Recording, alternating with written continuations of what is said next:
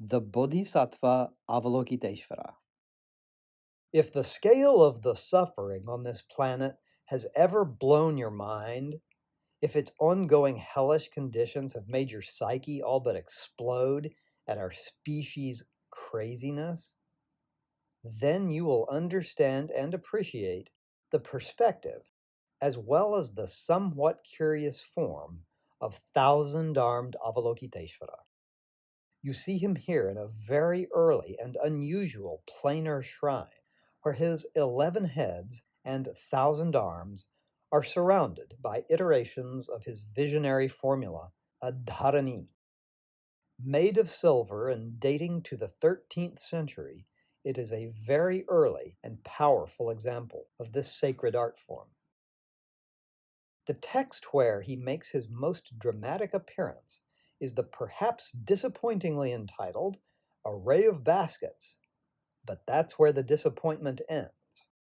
For here, Avalokiteshvara's downward gazing eyes, which is a literal translation of his name, find themselves transfixed on the abyssal Avicii hell, along with it the most catastrophic cosmic condemnations karma could conceivably conjure. Finding himself simultaneously horrified at the spectacle and impotent to end it, Avalokiteshvara uses his wonder-working powers to do what he can.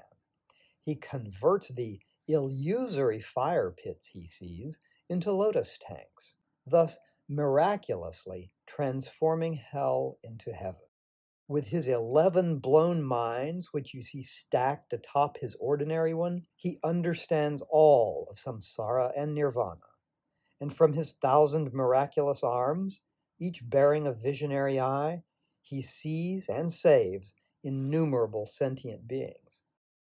Yama, the Lord of Hell, hears about all this unjust forgiveness and release, and wondering who had done such an anti-law thing, a very annoyed Yama opens his divine eye to find the miscreant.